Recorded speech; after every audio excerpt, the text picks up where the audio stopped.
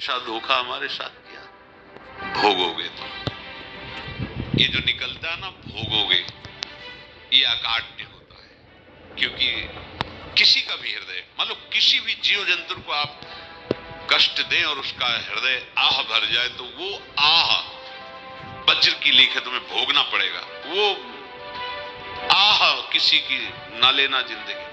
कोई ऐसा कोई आह भर करके कह दिया तुम समर्थ हो, हम तो कुछ कर नहीं सकते, और अंदर से दुखी, फिर तुम्हारी सामर्थ्य काम नहीं करेगी, मिट्टी में मिला देगी। ऐसा नहीं कि आप जो कर रहे हैं कोई देख नहीं रहा, कोई हिसाब किताब नहीं, जो कर रहे हैं अवश्य में भोक्तव्यम। बहुत सावधान।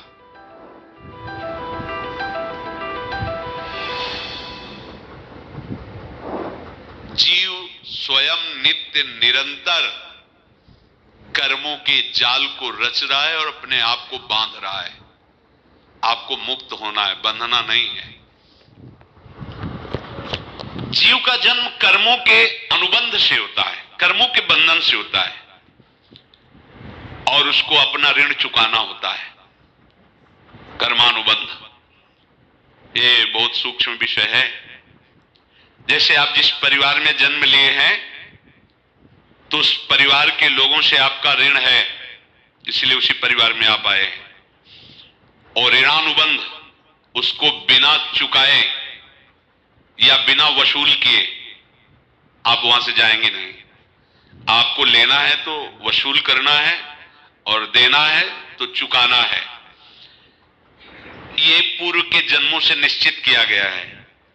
जैसे किसी के यहां पुत्र हुआ, जन्म से ही पैसा खर्चा शुरू हुआ, जो बड़ा हुआ तो उद्दंडता के द्वारा मार पूरे परिवार को क्लेश पर क्लेश देता चला जा रहा है। ये तुम्हारे कर्म का फल है।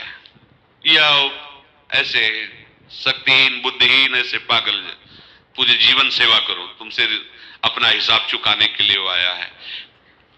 अब परिवार के जो सदस्य जुड़े आके, मतलब पत्नी आते ही पूरी हृदय में आनंद, परिवार में आनंद, और जीवन भर वो आनंद ही सुख देने के लिए उसका जन्म हुआ। वो अपना ऋणानुबंध मुक्त, और आते ही भयंकर क्लेश खड़ा कर दिया, बीच में दीवाल और झगड़ा वैसा, फिर अतरे दिन मारपीट शुरू, कलह अशांति, पूरा जीवन नरक हिसाब करने आए।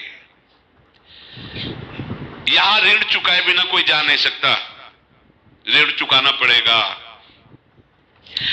किसी का ऋण वसूल करना है तो किसी को ऋण चुकाना है, दोनों काम करने होते हैं। अनेक जन्मों में अनेक लोगों के साथ हमने जो बर्ताव किए हैं, अच्छे या बुरे, वो होंगे। अब किसी आदमी को हम जानते नहीं, अचानक मिला, अचानक टक्कर लगा और मार पीट गाली गुप्ता सब कर दिया, चुपचाप सह लो। क्यों? ये आपका हिसाब है, पूर्व का हिसाब। हमारा उससे कोई द्वेष नहीं, कोई संकल्प नहीं। अचानक घटना घटी और हमसे द्वेष करने लगा, हमें पीटने लगा, हमें गालियां दे, ये हिसाब है, चुपचाप सह जाओ। अपने घर का भाई ही भारी दुश्मन बन गया और क्लेश, हिसाब है। एक प्रभुदत्त ब्रह्मचारी जी की वाणी में पढ़ा था, एक महात्मा जी भ्रमण करते थे, तो उस समय असरफियां चलती थी, मोहरे असरफियां, उनको भेंट में देते लोग। तो या तो ठाकुर सेवा में लगे तत्काल, या संत सेवा में तत्काल लगे, उसका संग्रह करके डोलना ये ठीक नहीं है। बैरागी के लिए सिद्धांत में ये ठीक नहीं है।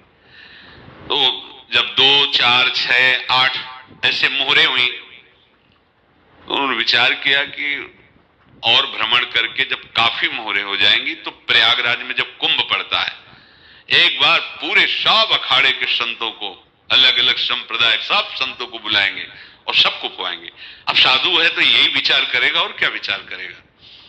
तो उन्होंने ऐसे डंडा बनवाया, बेंत, जो ऊपर से चूड़ीदार और भीतर पोला, और मोहरे उसमें डालते गए। और भ्रमण, जहां जहां श्रद्धालु भगत थे सबके यहां जाना और इच्छा रखना कि एक मोहर तो दे दे दक्षिणा में। कामना कोई भी हो वो बांधती ही है, ध्यान रखना। इसीलिए प्रभु जो चाहे वो करे, अपनी चाह नहीं रखनी चाहिए, अपनी चाह प्रभु की चाह में मिला देनी चाहिए। धीरे धीरे वो छड़ी भर गई। भ्रमण करने वाले महात्मा चूड़ी लगाई, इंतजार करते रहे। जब प्रयाग का कुंभ पड़ा तो चले। तो रास्ते में एक गांव में पूछा जाता है जिससे कहीं रुको कि कोई श्रद्धालु ऐसा है जो संत सेवी है। तो कुछ लोगों ने बताया हाँ एक परिवार है बहुत संत सेवी है और आपको मिलाते हैं उनसे। आइए महाराज घर में रुका,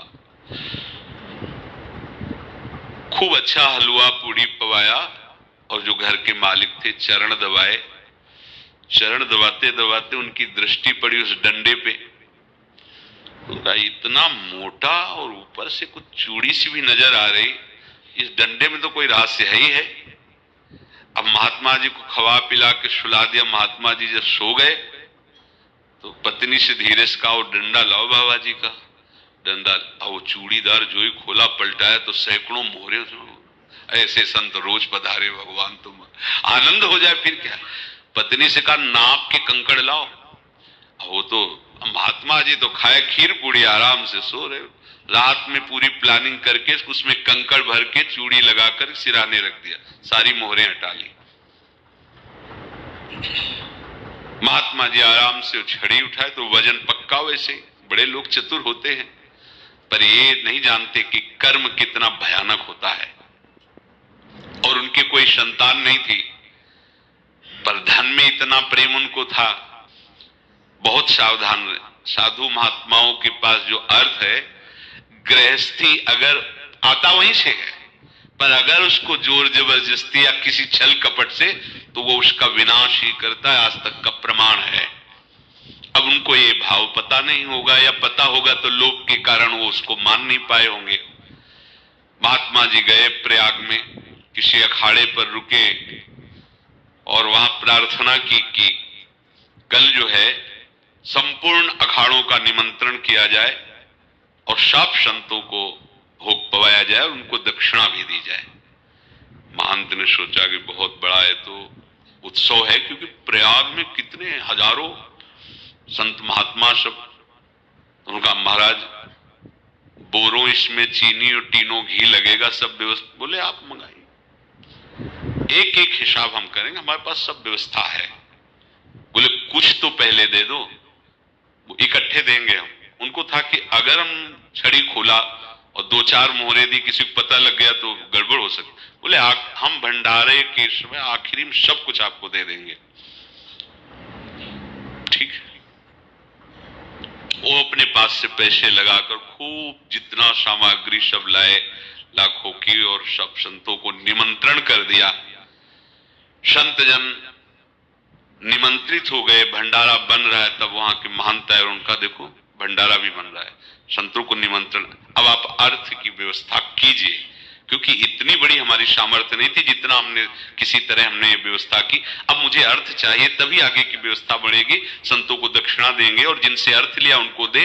देखो रसोई बन गई है सब। उनका छत में विश्वास नहीं तो ये अभी चूड़ी खोली। उनको तो था ना कि मोहरे हैं कंकड़। तो जैसे कितना उनको सदमा लगा होगा। हजारों संतों का निमंत्रण, रसोई बन, बस संत हो के छल कपट। तो उनका महाराज आपने तो हमारा नाश कर दिया, जो महंत थे। अब बताओ रसोई बन गई, संत निमंत्रित हो गए और आप ये कंकड़ दिखा रहे हैं हमको। आपने तो हमें बर्बाद कर दिया। हमारी इतनी सामर्थ्य नहीं थी, आप पहले बता देते। संत होकर ऐसा छल कपट। अब वो बोले तो क्या बोले, क्योंकि उनको पता था कि मोहरे हैं इसमें। अंदर से उनका चिंतन गया उसी सेठ के पास। अच्छा ऐसा धोखा हमारे साथ किया, भोगोगे तुम।